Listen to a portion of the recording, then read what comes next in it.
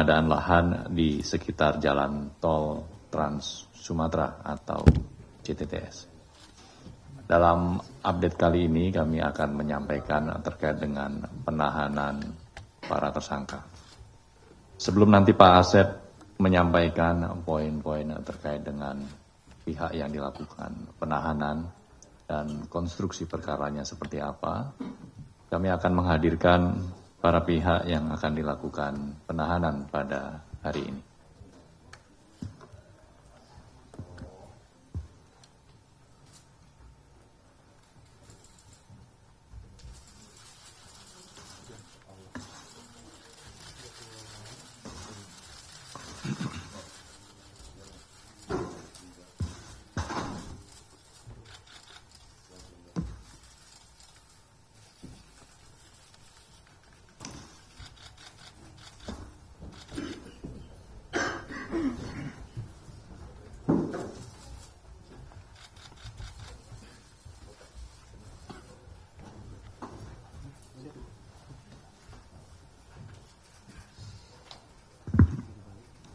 Cukup teman-teman?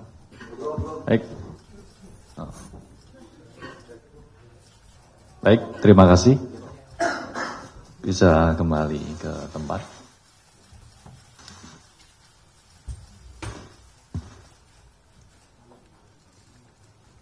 Baik, teman-teman, kita akan melanjutkan terkait dengan update penahanan tersangka dalam perkara dugaan tindak pidana korupsi pengadaan lahan di JTTS yang akan disampaikan oleh Bapak Asep Guntur Rahayu. Pada Bapak Asep kami persilakan. Terima kasih Mas Jubir. Bismillahirrahmanirrahim. Assalamualaikum warahmatullahi wabarakatuh. Selamat malam dan salam sejahtera bagi kita sekalian. Yang saya hormati Mas Jubir, yang saya hormati, saya cintai dan saya banggakan rekan-rekan jurnalis yang sudah sejak siang tadi sampai malam ini membersamai kita dalam rangka penegakan hukum tindak pidana korupsi. Baik, pada malam ini kami akan menyampaikan terkait penahanan tersangka dugaan tindak pidana korupsi pengadaan lahan di sekitar Jalan Tol Trans Sumatera atau JTTS tahun anggaran 2018 sampai dengan 2020. Penahanan tersebut akan dilakukan terhadap 2 orang tersangka terkait perkara dugaan tindak pidana korupsi dalam pengadaan lahan di sekitar jalan tol seperti yang disampaikan tadi. Kemudian para tersangkanya yang pertama Saudara BP selaku Direktur Utama PT HK, yang kedua Saudara RS Kepala Divisi Pengembangan Bisnis dan Investasi PT HK, Ketua Tim Pengadaan Lahan. KPK selanjutnya akan melakukan penahanan terhadap kedua tersangka untuk 20 hari pertama, terhitung mulai tanggal 6, hari Rabu tanggal 6, sampai dengan 25 Agustus 2025 di Rumah Tahanan Cabang KPK Gedung Merah Putih. Selain kedua tersangka tersebut, sebelumnya KPK juga telah menetapkan tersangka yang lain, yaitu 1 Saudara IZ selaku pemilik PT STJ, namun yang bersangkutan sudah meninggal dunia pada tanggal 8 Agustus 2024 sehingga perkaranya dihentikan. Dan yang terakhir yaitu PT STJ, itu korporasi ya. Tadi kalau IJ itu adalah pemilik PT STJ, itu ya. Ini PT STJ-nya, korporasinya, karena kita tentunya juga bertanggung jawab untuk mengembalikan kerugian keuangan negara atau aset recovery. Tentu yang berkaitan dengan Saudara IJ ini nanti kita akan kembalikan melalui proses pidana terhadap korporasi PT STJ. Adapun konstruksi perkaranya adalah sebagai berikut. Setelah 5 hari diangkat menjadi Direktur Utama PT HK pada sekitar bulan April tahun 2018, tersangka BP langsung melakukan rapat direksi yang salah satunya memutuskan siasat pembelian lahan-lahan di sekitar JTTS. Jadi kalau jalan tolnya sudah ya. Jadi rekan-rekan mungkin juga ada yang pernah lewat nyebrang dari Merak ke Bakauheni, langsung ada jalan tol sampai dengan ke Palembang kalau tidak salah. Nah itu sudah kalau jalan tolnya. Tapi ini pengadaan lahan di sekitar jalan tol yang nanti fungsinya banyak. Bisa untuk rest area, bisa untuk tempat yang lainnya, wisata dan yang lainnya ya. Seperti itu. Kemudian tersangka BP memperkenalkan tersangka IZ, temannya tadi almarhum IZ itu, pemilik PT STJ itu adalah temannya BP, kepada direksi PTHK untuk menyampaikan kepemilikan lahan tersangka IZ di Bakauheni. Jadi IZ ini dengan PT STJ-nya memiliki sejumlah lahan yang ada di seputaran Bakauheni. Ya seperti itu. Jadi diperkenalkanlah oleh BP kepada direksi PTHK. Kemudian tersangka BP meminta tersangka IZ untuk membuat penawaran lahan tersebut kepada PTHK.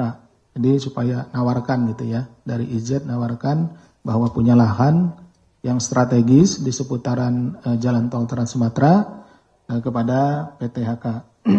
BP juga meminta agar IZ mengusahakan perluasan lahan dengan membeli lahan-lahan masyarakat sehingga nantinya PTHK dapat langsung melakukan pembelian lahan kepada tersangka IZ atau perusahaannya. Jadi karena supaya tidak susah gitu ya, PTHK ini membeli supaya dari satu pihak saja, PT STJ ini diminta IZ ini dengan PT STJ-nya untuk membeli lahan-lahan masyarakat di sekitarnya karena dibutuhkan lahan yang cukup luas gitu ya.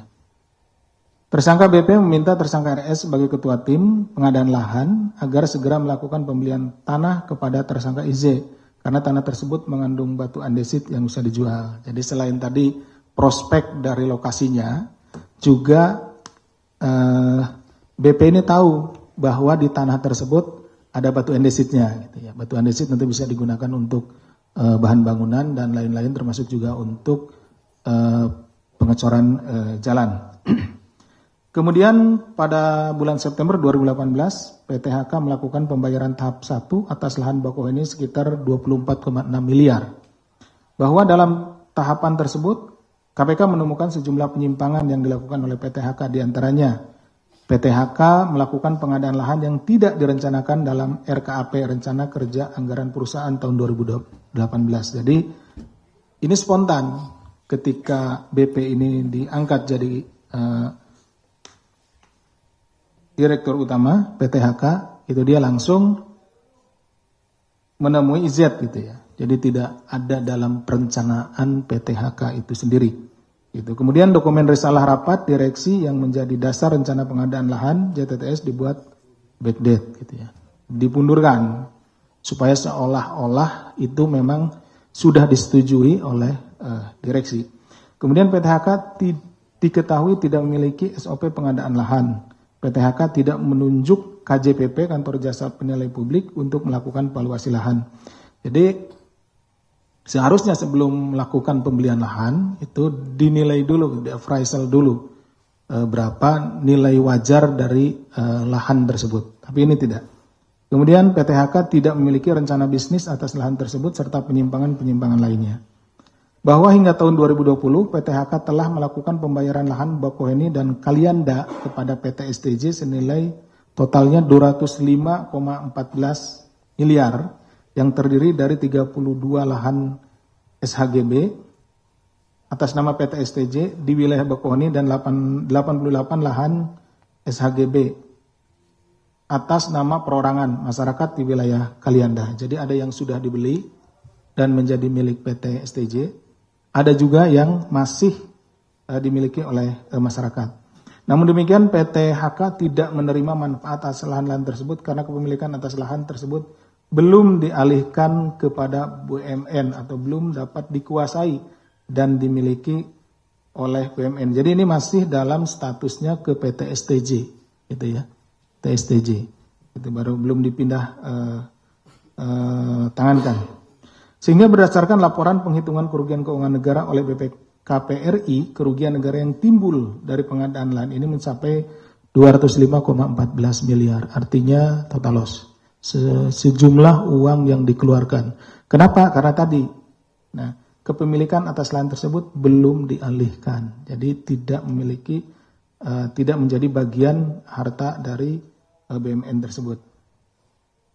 Dengan rincian 133,73 miliar dari pembayaran PT HK ke PT STJ, tidak termasuk PPN, atas lahan di Bakauheni, dan 71,41 miliar dibayarkan oleh PT HK ke PT STJ yang untuk tanah di Kalianda. Hingga saat ini penyidik KPK telah melakukan penyitaan terhadap barang-barang tidak bergerak dengan rincian sebagai berikut: 122 bidang tanah di Bakauheni dan Kalianda yang menjadi objek pengadaan lahan, dan 13 bidang tanah di Bakauheni dan Kalianda milik tersangka IZ dan PT STJ. 1 unit apartemen di wilayah Bintaro, Tangerang Selatan. Atas dugaan perkara tersebut, para tersangka disangkakan telah melanggar pasal 2 ayat 1 atau pasal 3 Undang-Undang Nomor 31 Tahun 99 tentang pemberantasan tindak pidana korupsi, sebagaimana telah diubah dengan Undang-Undang Nomor 20 Tahun 2001 tentang perubahan atas Undang-Undang Nomor 31 Tahun 99 tentang pemberantasan tindak pidana korupsi, junto pasal 55 ayat 1 ke 1 Kitab Undang-Undang Hukum Pidana. Tambahan informasi bahwa dalam pembelian lahan-lahan tersebut, masyarakat ada yang belum bervariasi ya pembayarannya. Ada yang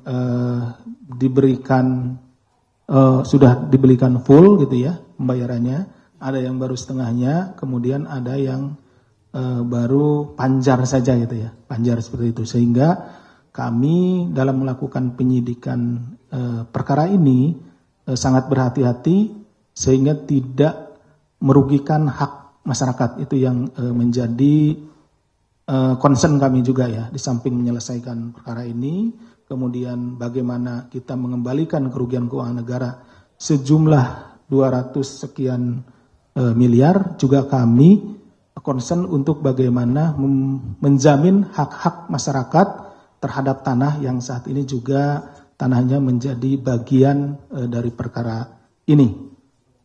KPK menyadari sektor pengadaan barang dan jasa (PBJ) merupakan salah satu sektor yang rawan terjadinya tindak pidana korupsi di lingkungan korporasi. Karena itu pada aspek pencegahan, KPK melalui tugas Direktorat Anti Korupsi Badan Usaha (AKBU) terus mendorong iklim dunia usaha yang berintegritas, salah satunya melalui program Panduan Cegah Korupsi atau PANCEK yang dirancang sebagai pedoman dalam penerapan bisnis yang bebas dari konflik kepentingan dan praktik suap. Demikian yang bisa kami sampaikan. Terima kasih. Assalamualaikum warahmatullahi wabarakatuh. Kami kembalikan ke Mas Jubir.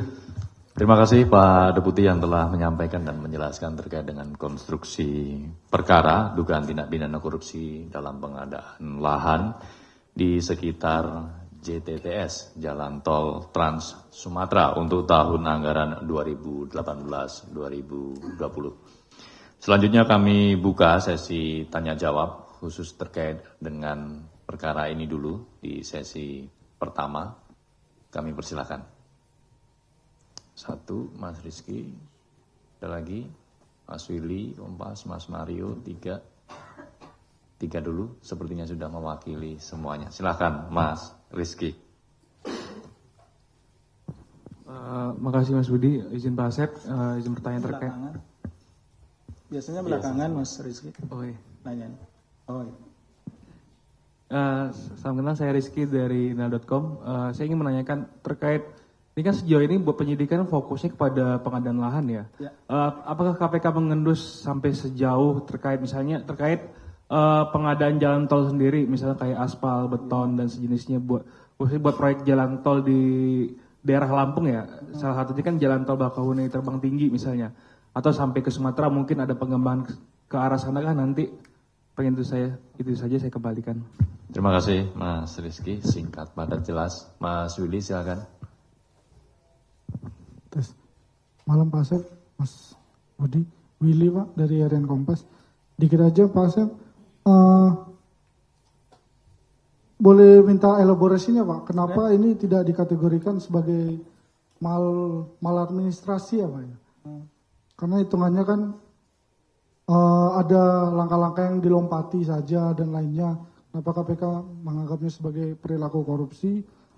Aspek kerasnya, lalu ada juga aspek pemalsuan dokumen mungkin ya Pak. Yang backdate tadi kan hitungannya apakah tidak pemalsuan dokumen? Lalu boleh elaborasinya soal 1 unit apartemen ini kira-kira penggunaannya untuk apa ya Pak? Apakah dari milik STJ itu sendiri yang dibelikan dari uang? Terima kasih Pak. Terima kasih Mas Willy. Selanjutnya Mas Mario. Ya, makasih atas waktunya. Ya, saya cuman... Selamat datang Mas Mario. Ya, selamat datang. Tadi sore nggak ada. Ya, izin Pak Deputi, Pak Jubir, ya ini saya cuman mengkonfirmasi. Tadi belum ada semacam cerita atau rangkaian alur dari sejak ditunjuknya BP, Bintang Prabowo menjadi Dirut itu tidak disebutkan alur teknis yang bersangkutan dalam melakukan pengadaan lahan. Hanya dikatakan memperkenalkan izin dan lalu mengadakan lahan gitu loh. Padahal dalam rangkaian pelaksanaannya itu melibatkan sejumlah pejabat di HK gitu loh. Nah, justru dalam pengadaan ini kan tentu saya melihat ada posisi yang dalam pengadaan ini cukup vital, yang berperan penting. Bahkan saya mendapatkan informasi dia meloloskan sejumlah dokumen, yaitu pejabat Direktur Operasi PT HK atas nama Agung Fajarwanto. Nah, ini tidak ada dalam rangkaian rekonstruksi perkara. Nah, kemudian juga ada satu orang lagi yang bernama Ashar yang diduga pelaku atau pelaksana teknis dari awal pengadaan lobi lahan kepada masyarakat dan perusahaan IZ itu sendiri. Nah, ini apakah memang mereka memang tidak terkait dalam konstruksi perkara ini dan kemudian diketahui 2 orang tersebut merupakan orang kepercayaan pasca BP malah, yaitu Budi Harto. Nah, ini apakah memang tidak ada dalam rangkaian konstruksi perkara? Kemudian juga baru disebutkan dalam pengadaan lahan di 2 lokasi, Bakahuni dan Kalianda. Apakah KPK juga tidak melihat ada pengadaan lain di Suralaya seperti itu, ada beberapa sejumlah lahan? Apakah memang belum ke sana atau seperti apa? Terus kemudian apa kaitannya dengan pengadaan lahan ini dengan Dirut PT HK Realtindo Sugiyarti yang dalam rangkaian PT HK Realtindo. Iya, dan ini dalam rangkaian pembahasan rekonstruksi perkara ini tidak disebutkan sama sekali posisi perusahaan anak perusahaan HK itu dan juga dirutnya. Ini apakah memang tidak ada bagian dari kesana atau seperti apa? Dan kemudian dengan penahanan ini keputusan KPK sendiri sebagai APH dalam sengketa lahan atau bahasanya sengketa lahan lah, karena belum diputuskan apakah memang pure lahan-lahan yang masih belum dibayar atau hanya ter-DP itu sudah firm dikembalikan kepada masyarakat atau seperti apa. Ini kan juga melibatkan tadi dikatakan Pak Deputi ada sekitar 88 tanah milik masyarakat yang masih status quo belum jelas. Artinya saya masih ingat Pak Deputi hanya pernah menyampaikan masyarakat disilakan ngambil jagung yang mereka tanam, ngambil ubi dan singkong yang mereka tanam. Artinya bahwa tapi kejelasan dari status tanah itu masih gantung atau masih belum membuat rasa masyarakat itu belum pede gitu atas lahan-lahan tersebut yang mereka udah terima DP saja dan sebagainya. Itu aja, makasih.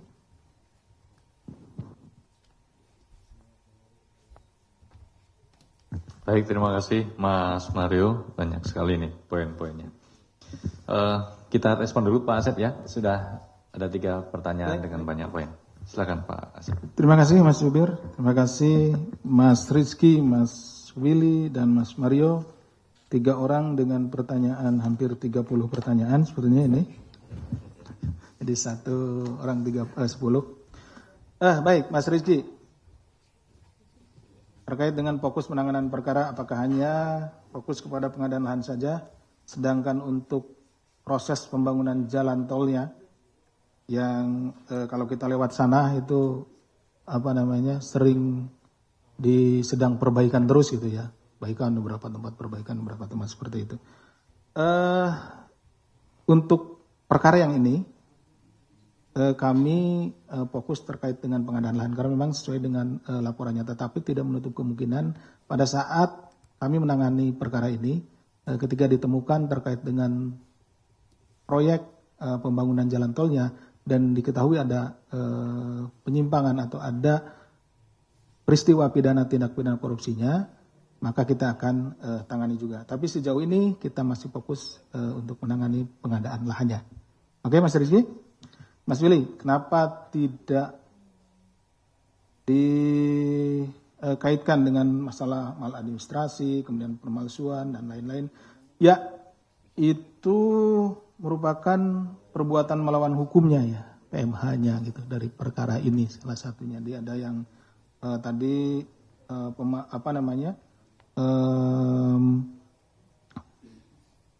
surat-suratnya di backdate, kemudian dan lain-lainnya gitu, administrasinya tidak sesuai dan lain-lainnya, itu merupakan perbuatan melawan hukum dari perkara tindak pidana korupsi ini. Seperti itu. Kemudian terkait dengan apartemen, seperti apa? Nah, apartemen ini dari awal saya sampaikan bahwa kita sedang fokus juga untuk mengembalikan kerugian keuangan negara, karena status yang 204 sekian miliar itu menjadi kewajiban bagi kami untuk mengembalikannya, karena ini sistemnya atau hasil perhitungan kerugian negaranya ini dianggap total loss gitu ya, total loss. Dan nanti apakah uang-uang tersebut ada pada tanah atau juga sebagian ternyata dinikmati oleh para tersangka ini. Nah, kami menduga salah satunya ya digunakan untuk membeli apartemen, sehingga apartemen itu kemudian kami sita. Mas Mario, belum ada cerita ini terkait dengan bagaimana alur secara teknis, kemudian pelaksananya, bahwa dalam pelaksananya melibatkan sejumlah pejabat, ada direktur operasional, saudara AF, kemudian saudara ASR, pelaksana teknis, itu seperti apa? Sejauh ini yang kami peroleh, seperti tadi disampaikan bahwa ketika BP ini ditunjuk, kemudian kemungkinan besar BP ini memang sudah kenal, atau bukan kemungkinan besar ya, jadi memang BP ini sudah kenal dengan saudara IZ dari awal gitu ya, sebelum diangkat menjadi direktur utama HK, PT HK dan seperti itu.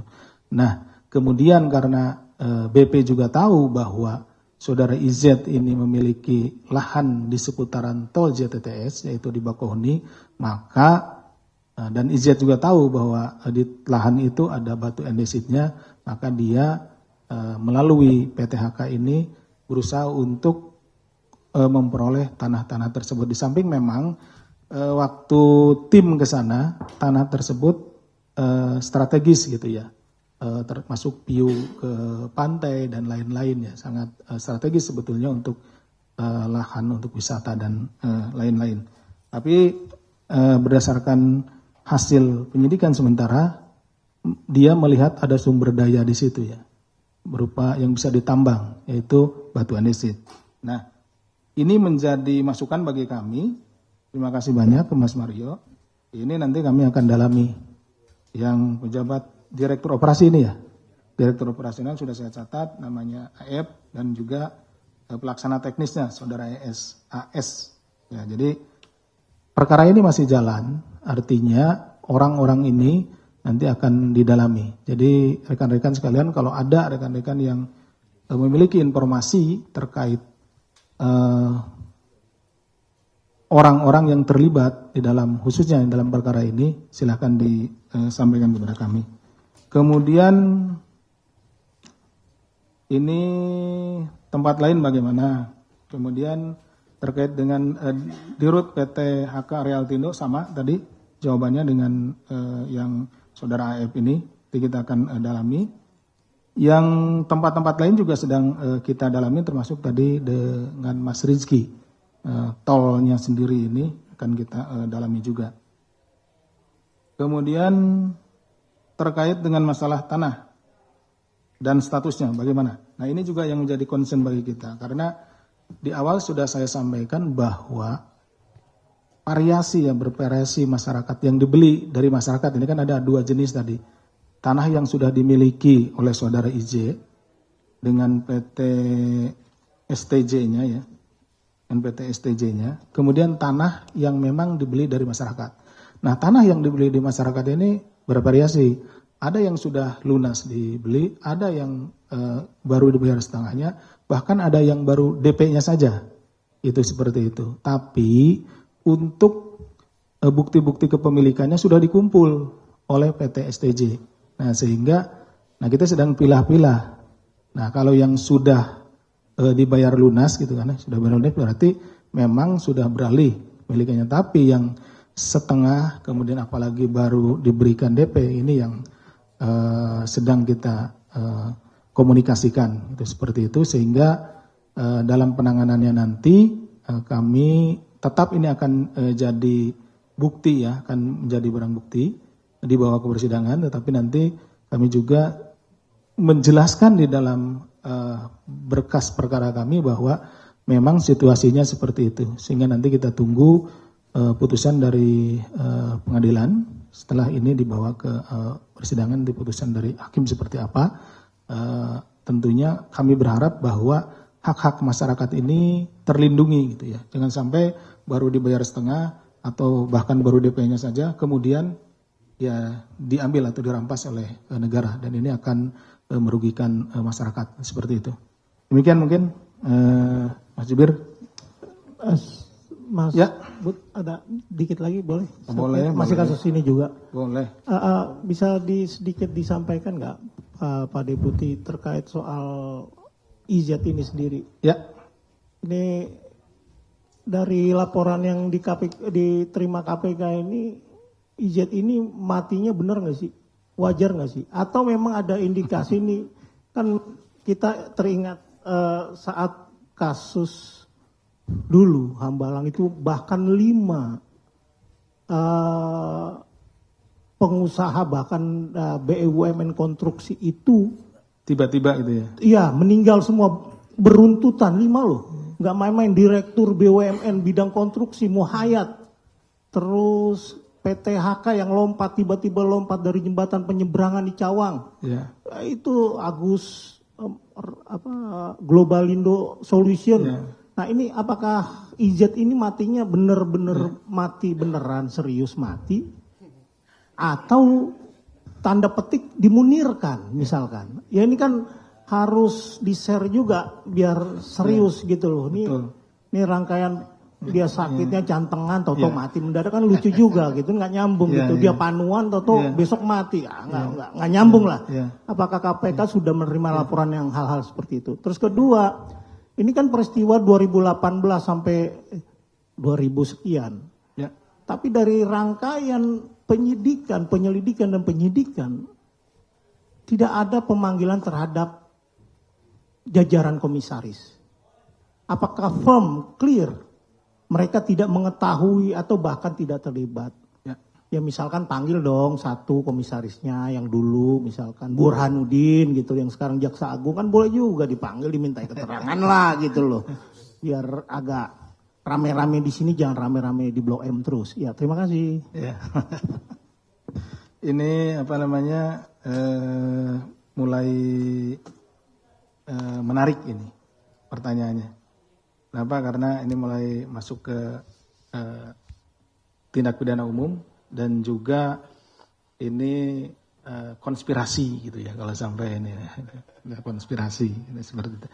Yang dilakukan oleh kami tentunya ketika penyidik itu menerima informasi bahwa saudara IZ ini meninggal, penyidik mendatangi rumahnya, keluarganya, kemudian juga meminta surat kematian, kan ada suratnya ya, ada surat itu, dan berbekal hal tersebut juga keterangan dari warga sekitar bahwa memang yang bersangkutan saudara IZ ini meninggal dunia. Itu yang kami peroleh. Terkait dengan tadi ini tahun anggaran 2018-2020, kalau sekarang berarti 7 tahun yang lalu gitu ya. Ini deputi komisaris apa nggak dipanggil? Ya nanti kita tunggu saja ya perkembangannya. Seperti itu ya Mas Mario. Oke, silakan. Terima kasih Pak Asep yang telah menjelaskan beberapa pertanyaan yang telah disampaikan oleh teman-teman. Kita akan beralih ke perkara ataupun isu lainnya. Kita buka sesi berikutnya. 1, 2, 3. Makin ramai 4, 5. 5 dulu ya. Silakan dari Mbak Satya.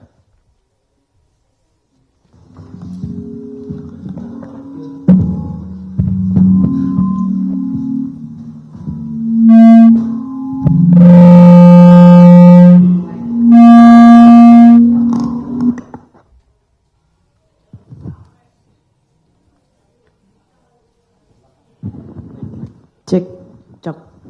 Tes. Selamat malam Pak Asep. Selamat malam. Mas Budi, izin saya Tasya dari VOI. Mau bertanya Pak terkait penyelidikan Google Cloud. Itu kan kemarin ada Melisa Siska Juminto yang merupakan pemegang saham Goto. Terus Melisa. ada, ya. Oke, kemarin udah diperiksa kan? Iya, kemarin sudah diminta keterangan. Ada Andre Sulistyo juga, ex-komisaris Goto. Ini pertanyaan saya, apakah pemeriksaan itu, apakah mereka dimintai keterangan terkait hubungan antara investasi Google dengan Goto? Karena seperti kita tahu kan Pak, Nadiem Makarim yang jadi Mendikbudristek itu yang juga akan diperiksa itu dulunya juga merupakan salah satu yang ada di Goto. Itu yang pertama. Yang kedua terkait penyelidikan haji nih Pak,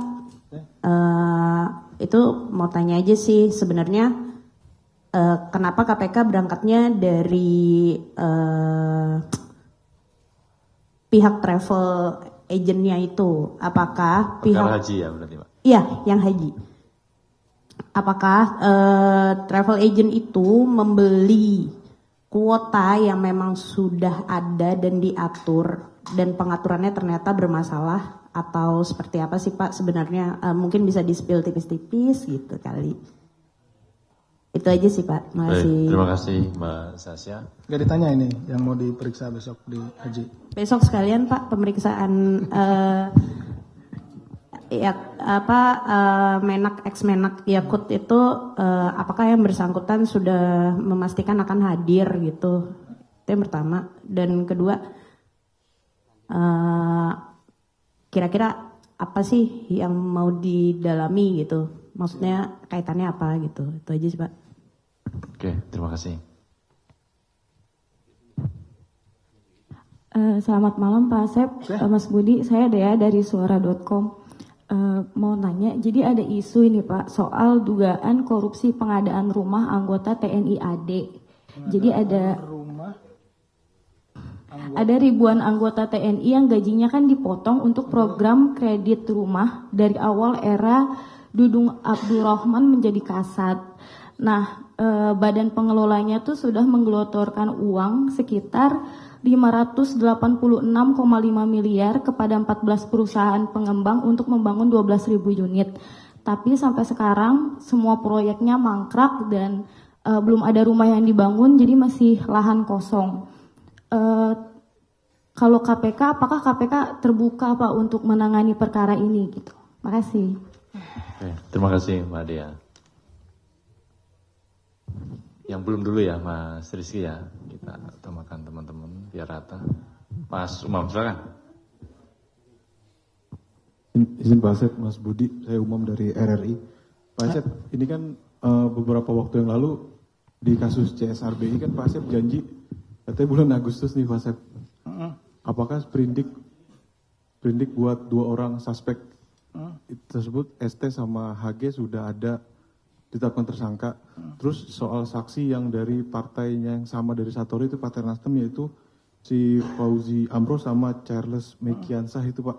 Itu kan udah 2 kali dipanggil ya Pak.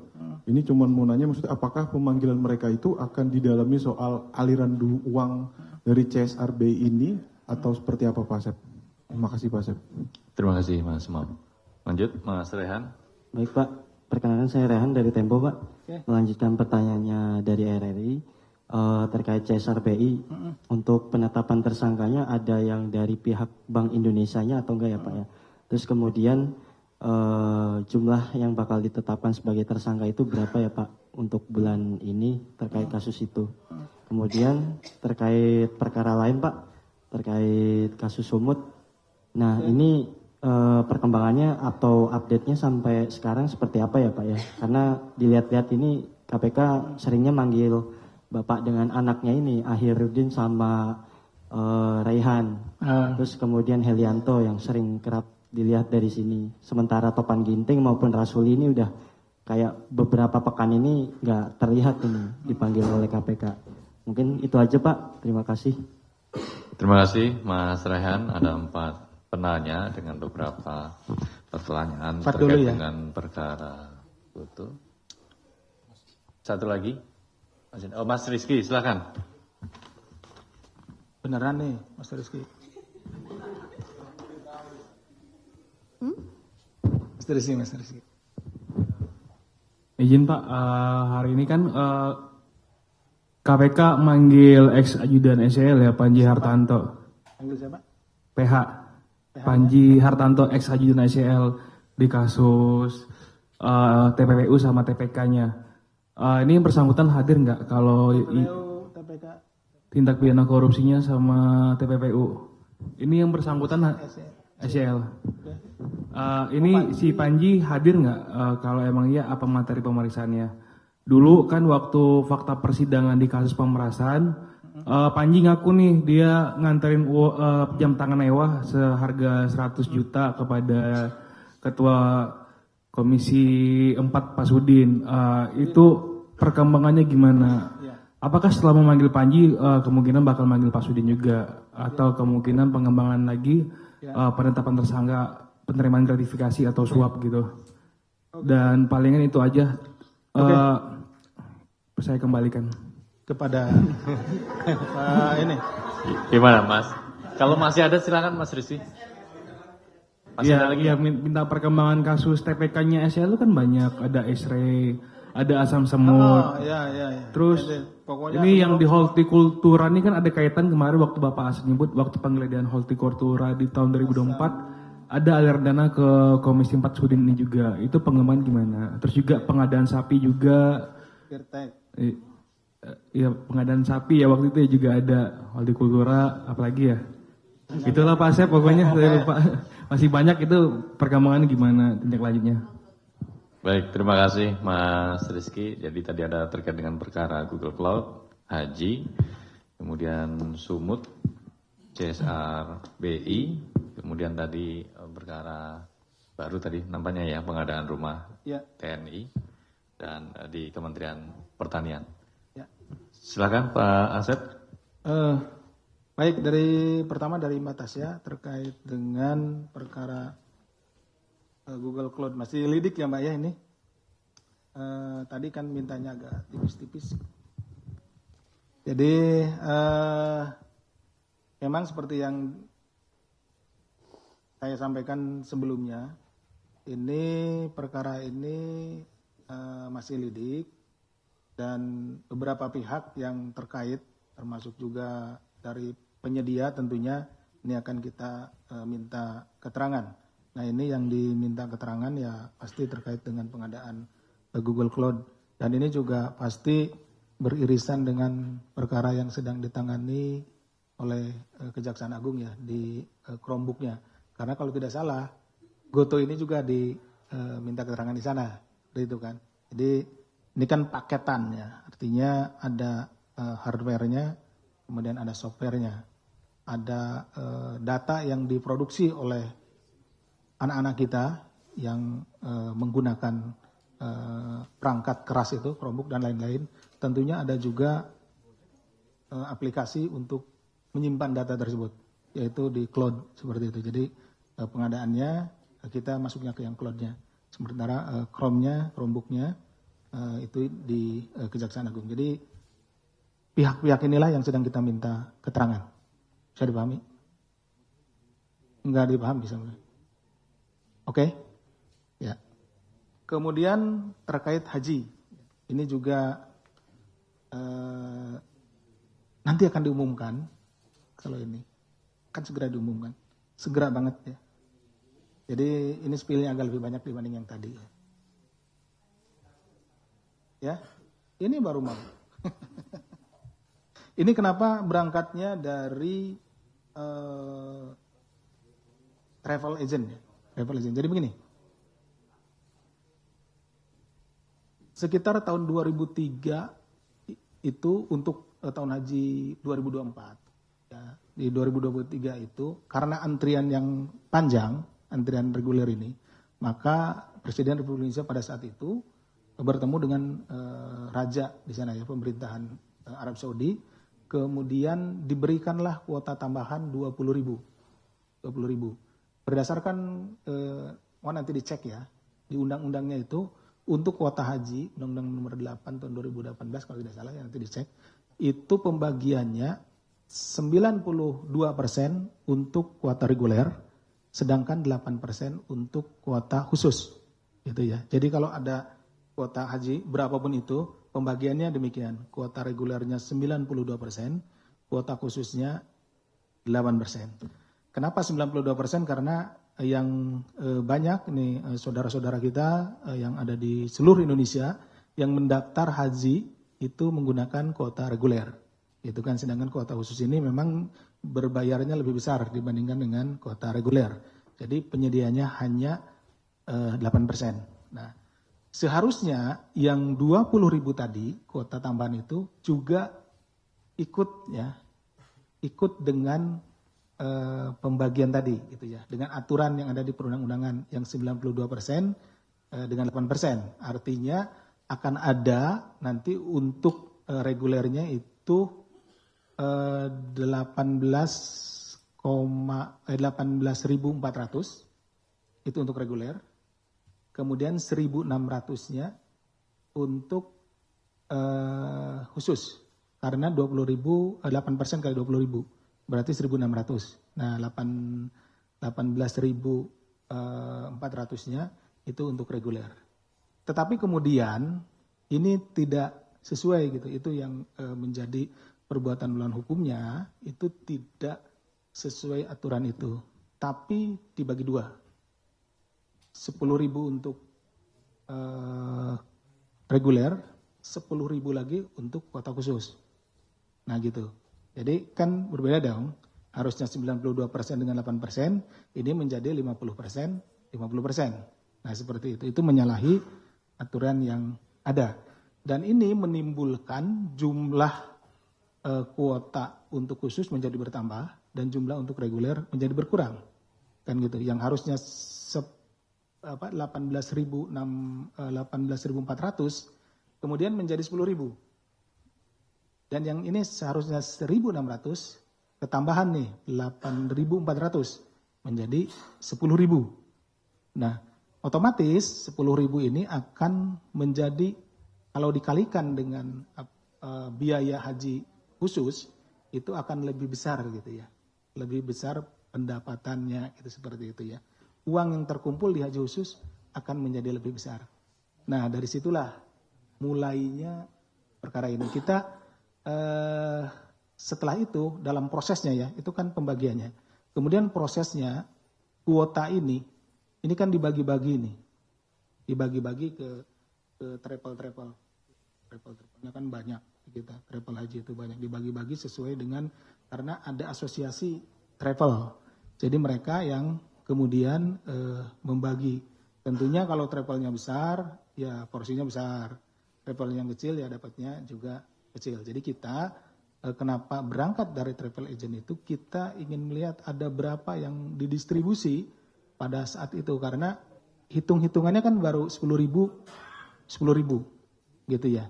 Tapi kemudian untuk membuktikan bahwa memang 10.000 itu didistribusikan ke haji khusus, nah kita berangkatnya dari travel agent ini. Misalkan tahun 2024 travel A dapat berapa ya tambahan haji khususnya? 10, misalkan travel B terus kita. Sehingga genaplah 10.000 kuota. Itu seperti itu. Dan ini variasi nih. Variasi maksudnya variasi di harganya. Setiap travel berbeda juga. Nah, dan kemudian nanti kita sedang dalami ada aliran dana dan lain-lain ke sananya gitu.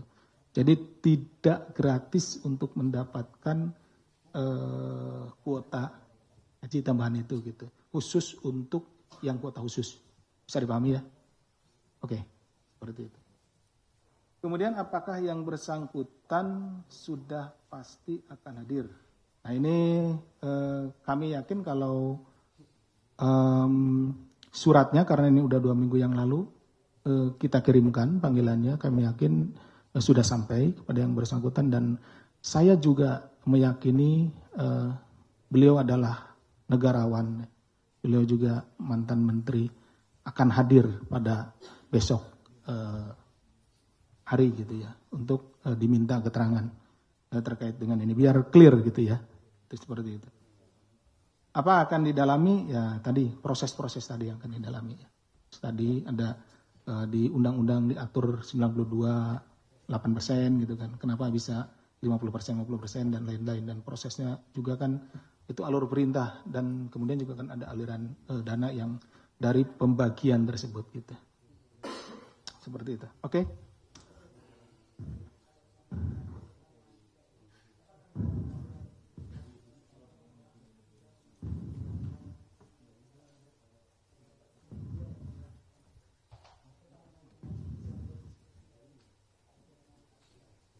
Sejauh ini undang-undangnya seperti itu.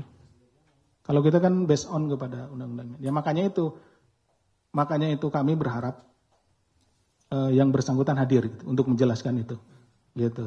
Mungkin ada penjelasannya ya, seperti yang Om tadi tanyakan, Pak penyidik atau Pak penyelidik, ini sebetulnya ada diskresi nih, ada perintah dari siapa atau diskresi sendiri gitu kan, ada undang-undangnya. Nah itu yang diperlukan oleh kami, keterangan itu sebetulnya. Makanya kami sangat berharap untuk yang bersangkutan untuk hadir gitu ya.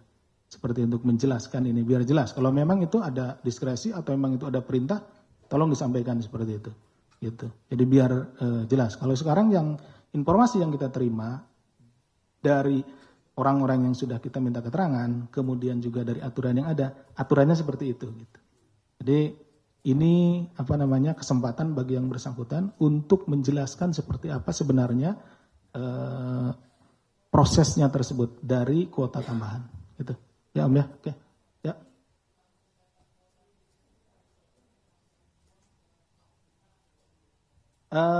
Itu melalui asosiasi. Jadi asosiasi yang ngurus. Ya, salah satunya itu asosiasinya. Ya. Ya, itu adalah itunya. Ya. Asosiasi. Jadi melalui asosiasi itulah dibagi-bagi dan lain-lain itu. Ada sejumlah uang dan lain-lain gitu. Ya.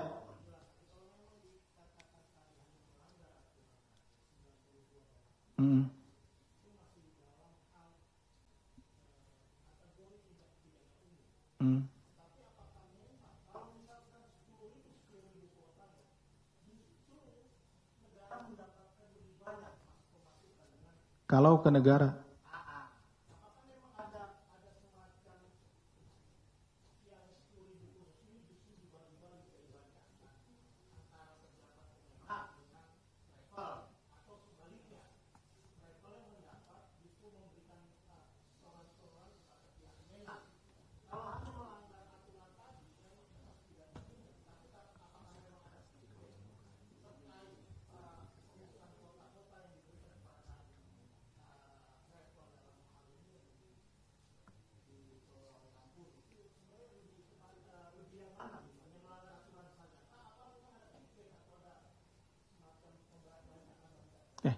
Tentu yang kita tangani adalah terkait dengan tindak pidana korupsi, ya.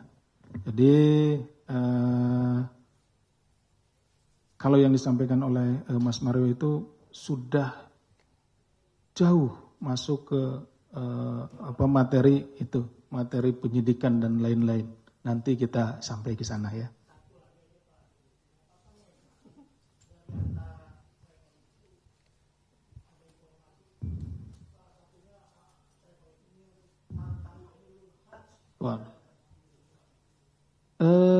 Travelnya hampir seluruh travel yang pokoknya kan itu ada asosiasinya ya. Jadi masuk di asosiasi itu, dari asosiasi itulah yang kemudian mendistribusi gitu. Dia kayaknya 20.000 pada dapat, tapi kalau yang kecil-kecil dapatnya cuman ya sedikit lah, 3, 4 gitu ya. Kalau yang travel besar ya dapatnya ratusan gitu, seperti itu. Biar semua dapat itu di itunya. Oke, ini nanti kan tunggulah, sabar. Mas Jubir yang tahu itu. Nanti diumumkan Mas Jubir. Sebentar lagi, sabar dong. Apa yang akan didalami oke ya, Mbak Tasya udah ya. Mbak Dea, pengadaan rumah, anggota TNI AD, oke. Yang jadi ini mangkrak dan lain-lain, uang sudah dikumpulkan. Pertanyaannya, apakah KPK terbuka untuk menangani perkara ini? Kita lihat sebetulnya dari siapa pelakunya gitu ya, Mbak ya. Kita ada perkara-perkara kalau itu pelakunya TNI tidak ditangani sama kita. Itu koneksitas nanti bisa ditangani di Kejaksaan, karena di Kejaksaan ada Jampidmil, Jaksa Agung Muda Bidang Pidana Militer.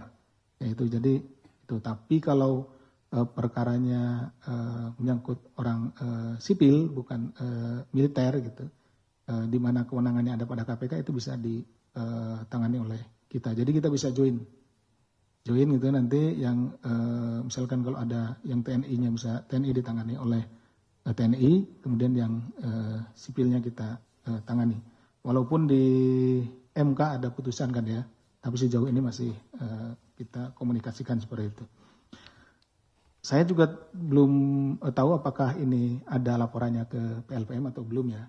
Mungkin nanti kita akan tanyakan. Ini Mas Umam, menarik juga ini pertanyaannya. Sampai ke bawah, termasuk Mas Raihan. CSRBI. Apakah sprindik untuk 2 tersangka ini sudah ada? Jawabannya sudah. Tapi nanti sama Mas Jubir ya, nanti. Hari ini kan udah banyak tadi yang semester pertama kan, terus JTTS, nanti lupa ditulis kalau hari ini. Oh tulis yang genting, nanti lupa ditulis akhirnya kan gitu. Udah ada, oke, gitu aja. Nomor 52 dan 53 ya, kalau tidak salah. Enggak nomornya, nomor sprintnya udah. Jadi udah ada, udah naik. Ya. 2. Ya. Jawab pendek aja nih. Aduh ini Mas Mario ini kalau nggak senang nggak jawab pendek, harus ada penjelasan biar potongan videonya bagus gitu kan. Seperti itu. Jadi gini, rekan-rekan, nanti itu dijelaskan lebih lengkap sama Mas Jubir. Tapi yang jelas sudah ada 2 tersangka gitu. Kami juga sedang mendalami untuk yang lainnya, kedua belah pihak nih, karena tadi ada pertanyaan juga ya, kedua belah pihak nih, pihak BI dan pihak dari legislatornya, sedang kita dalami masing-masing. Yang sudah ada, sudah firm itu 2, itu seperti itu. Ya yang lainnya kita akan dalami, karena khususnya terkait dengan pelaksanaan dari CSR itu ya. Jadi misalkan CSR-nya itu diajukan melalui yayasan oleh yang bersangkutan, itu untuk membeli atau membeli ambulan misalkan. Nah apakah benar ini dibelikan ambulan? Kemudian untuk membuat rutilahu misalkan, 10 unit. Apakah benar ini dibuat rutilahu 10 unit? Seperti itu. Jadi kita implementasi dari CSR yang diberikan tersebut.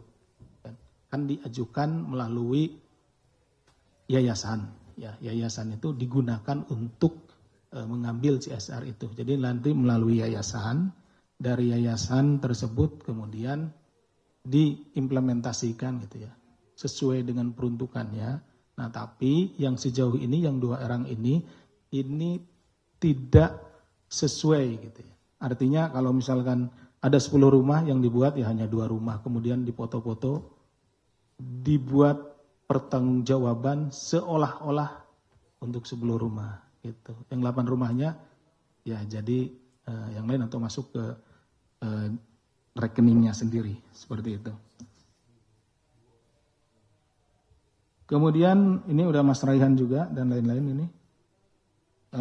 Sumut update-nya seperti apa ya, kami sedang mendalami kenapa yang sering dipanggil ini saudara Irun ya dan anaknya. Karena dia adalah penyedia jasanya. Dialah yang mendistribusikan, atau saudara Kir inilah yang dan putranya yang mendistribusikan uang-uang itu kemana saja. Nah, kalau Top ini adalah penerima. Jadi dia nerima dari Kir. Seperti itu. Nah, kalau Kir ini, ya kita sedang gali lagi selain ke Top kemana saja gitu. Ke pihak mana gitu, APH kemana ke yang lainnya kan gitu. Ke siapa lagi, pejabat yang lainnya seperti itu. Jadi kenapa yang sering dipanggil adalah 2 orang itu ya seperti itu. Kemudian Mas Rizky Panji, ini kayaknya terkait SEL semua nih. Khusus ini. Kayaknya khusus SEL gitu. Nanya nggak ada yang lain. Kalau hadir atau enggak, kan jelas kita manggil. Kalau hadir atau enggak, mungkin Mas Jubir sampai sore ini nggak hadir. Oke, udah hadir kata Mas Jubir ya. Itu di ini karena ini kan rekan-rekan sebetulnya bisa nyambung di sini ya, melihat. Kemudian terkait dengan pengadaan yang lainnya ada sampor minat, kemudian pengadaan X-ray dan lain-lainnya yang menyangkut tadi disebut dari legislatif tentu akan kita perdalam, masuk jam tangan mewah dan lain-lainnya. Kita akan perdalam terkait itu. Ya Mas Rizky. Oke, masih ada tambahan? Ya. Ya, sedang kita kumpulkan informasi lainnya, nanti kita akan tindak lanjuti. Oke.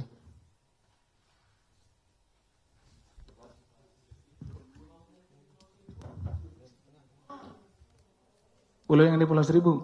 Iya, sejauh ini masih ada 1000 pulaunya.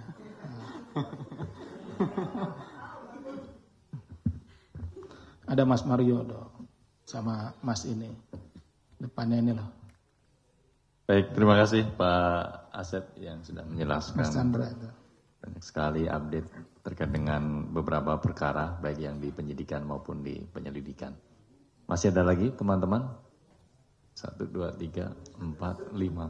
Masih ada 5 lagi? Ya, nggak apa-apa. Silakan Mbak Umay. Kalau yang mau nanya tentang perkara haji dan CSRBI, nanti Mas Jubir yang jelaskan. Besok lah. Mas Jubir yang menerbitkan nanti. Tunggu. Besok kita jelaskan Mbak. Ya. Silakan Mbak Umay. Selamat malam Pak Asep, Mas Budi. Mau bertanya soal penyelidikan kasus Google Cloud.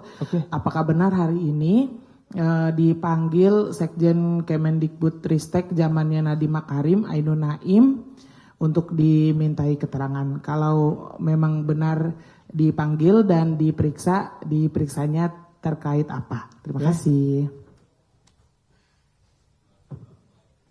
Mbak Umay. Mas Rio. Rio Antara Pak Asep. Ya, pertama mau nanya soal kasus bansos presiden zaman COVID. Kan sering manggil pihak swasta, tadi juga kan manggil anak perusahaannya Indofood. Sebenarnya KPK lagi mengusut apanya sih? Update-nya seperti apa gitu? Terus soal yang kapal angkut itu yang di Kemenhan update-nya seperti apa Pak? Kan Kapal angkut di kapal angkut TNI di Kemenhan, 2 kapal angkut.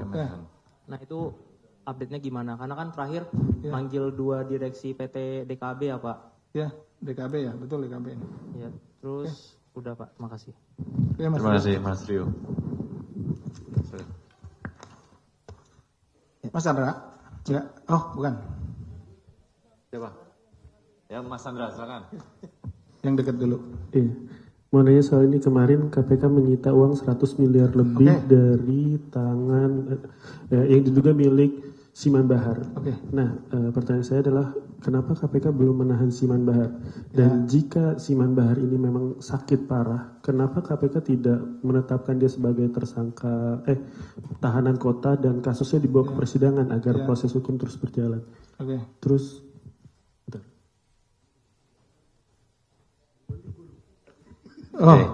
yang teruskan yang belakang. Ya, Pak Asep, Mas Budi, saya Rizky dari Tempo. Tadi kan beberapa kita bahas soal kasus penyelidikan Pak Asep ya. Barangkali bisa dijelaskan juga kasus penyidikan terkait makanan bayi, ibu dan hamil kayaknya belum ada. Maksudnya itu belum pernah di running ya. Kita runningnya soal haji dan Google Cloud gitu. Nah paling tidak tuh kita pengen tahu ya gambaran singkat kayak Google Cloud kan terjadi di zaman COVID dan sebagainya. Kalau ini kan bahkan Pak BGS juga membantah bahwa itu terjadi sebelum dia menjadi menteri ya. Nah itu satu. Yang kedua soal ini Pak Senin kemarin. Halo? Ini maksudnya tadi Pak Menteri membantah bukan zaman dia gitu. Iya. Pak BGS ya. Nah, terus Senin kemarin KPK tuh manggil bos ini Sinarmas ya, ex bos Sinarmas, direktur SDM-nya kalau nggak salah, Pak Indra Wijaja itu kira-kira hadir nggak Pak? Kalau nggak hadir kan kalau nggak salah itu sudah berkali-kali mangkir. Apakah akan ada upaya paksa dilakukan oleh KPK terkait bos Sinarmas itu? Itu aja sih Pak Asep, Mas Budi, terima kasih. Terima kasih Mas Rizky. Lanjut Mas Mario. Ya, izin Pak Deputi. Bukannya udah Mas Mario tadi ya? Enggak, satu aja. Oh, gitu. Ini yang belum di-spill itu hasil penggeledahan kemarin. Mana yang mana? Yang tak pikir OTT ternyata cuma geledah. Yaitu terkait RPT. Iya, PT itu apa hasilnya itu kira-kira? Apakah sudah nyampai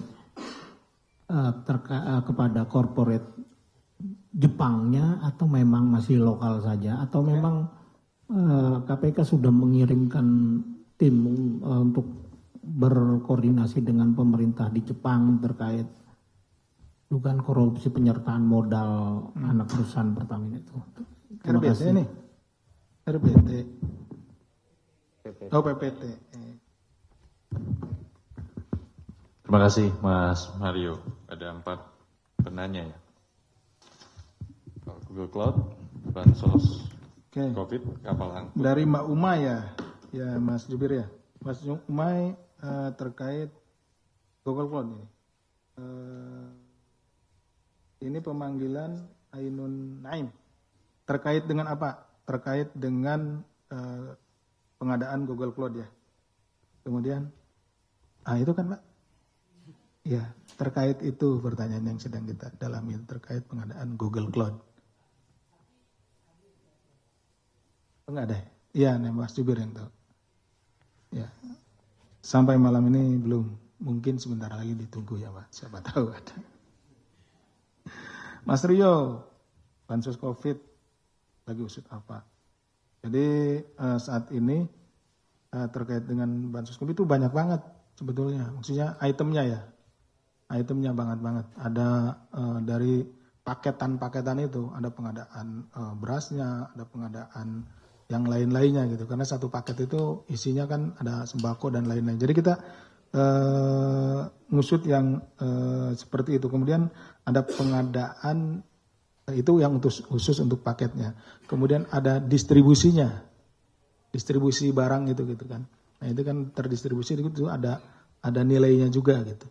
Nah, dan lain-lainnya. Kemudian terkait dengan kapal angkut TNI ini di penyidikan sudah mau finishing ya. Mau selesai. itu yang DKB ini kan sudah mau selesai. Ditunggu